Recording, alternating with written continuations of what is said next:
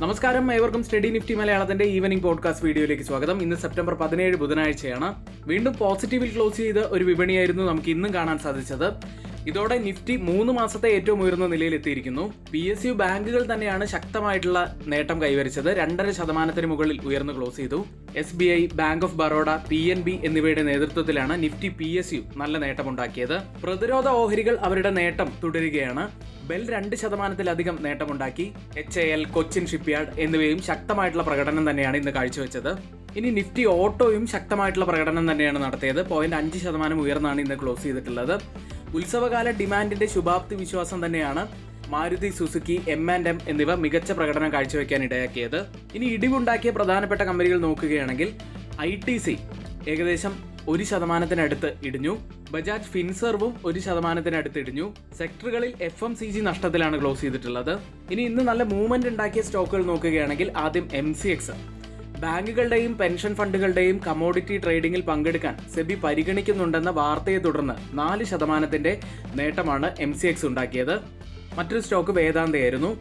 അതിന്റെ ഡീമർജർ പദ്ധതിയുമായി ബന്ധപ്പെട്ട അപകട സാധ്യതകൾ സർക്കാർ ചൂണ്ടിക്കാണിച്ചതിനെ തുടർന്ന് സ്റ്റോക്ക് 1%-ന്റെ ഇടിവുണ്ടാക്കി. മറ്റൊരു കമ്പനി ഡ്രീം ഫോക്സ് സർവീസസ് എന്ന കമ്പനിയായിരുന്നു. എയർപോർട്ട് ലോഞ്ച് ബിസിനസ് നിർത്തലാക്കാൻ പ്രഖ്യാപിച്ചതിന് ശേഷം 5%-ന്റെ ഇടിവാണ് കമ്പനി ഉണ്ടാക്കിയത്. വരുമാന പ്രതീക്ഷയെക്കുറിച്ചുള്ള ആശങ്കകൾ ഉയർത്തി. ഇനിയിപ്പോൾ ഓപ്പൺ ചെയ്തിരിക്കുന്ന US മാർക്കറ്റുകളിലേക്ക് വന്നാൽ ഇപ്പോൾ സമയം 7 മണി കഴിഞ്ഞ് 20 മിനിറ്റാണ്. ഡൗ ജോൺസ് 0.63%-ന്റെ നേട്ടത്തിൽ, S&P 500 0.14%-ന്റെ നേട്ടത്തിൽ, നാസ്ഡാക്ക് 0.22% നഷ്ടത്തിലാണ് ഇപ്പോൾ ട്രേഡ് ചെയ്യുന്നത്. യൂറോപ്യൻ വിപണികൾ മിക്സഡ് ആയിട്ടാണുള്ളത്. ഗിഫ്റ്റ് നിഫ്റ്റി 69 പോയിന്റ്സ് ഉയർന്ന് 25,483 എന്ന നിലയിൽ ട്രേഡ് ചെയ്യുന്നു. അതായത് ഇപ്പോഴത്തെ ഈ ഒരു നില വെച്ച് നിഫ്റ്റിയിൽ നാളെ ഏകദേശം ഒരു 60 പോയിന്റ്സിന്റെ ഒക്കെ ഒരു ഗ്യാപ്പ് അപ്പ് ഓപ്പണിങ്ങിനാണ് ഇപ്പോഴത്തെ ഈ ഒരു നില വെച്ച് സാധ്യതയുള്ളത്.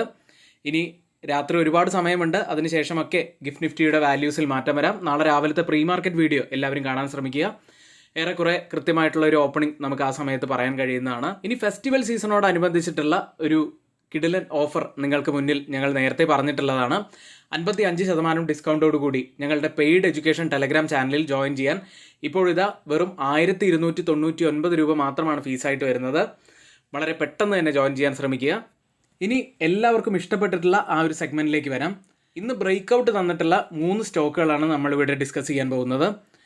ഈ സ്റ്റോക്കുകളിൽ ഞങ്ങളുടെ എഡ്യൂക്കേഷൻ വ്യൂ ആണ് ഞങ്ങളിവിടെ ഷെയർ ചെയ്യുന്നത്.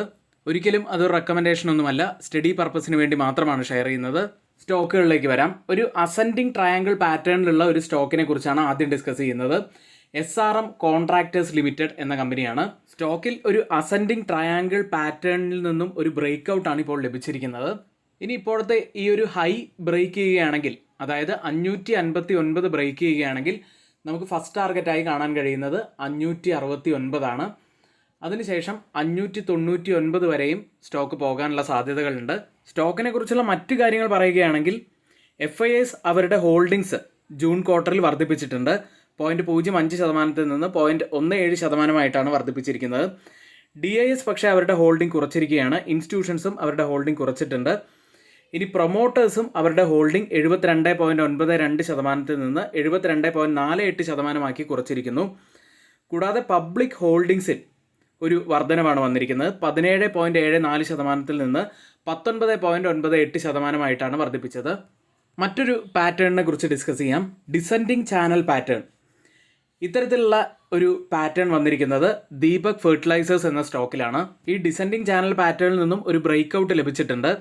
ഈ ബ്രേക്ക് ഔട്ട് സസ്റ്റെയിൻ ചെയ്യുകയാണെങ്കിൽ ഫസ്റ്റ് ടാർഗറ്റ് ആവാൻ സാധ്യതയുള്ളത് 1578 സ്റ്റോപ്പ് ലോസ് ആവാൻ സാധ്യതയുള്ളത് 1430. സ്റ്റോക്കിൽ വോളിയം ഒക്കെ കൂടി വരുന്നുണ്ട്. അത് നല്ല കാര്യം തന്നെയാണ്.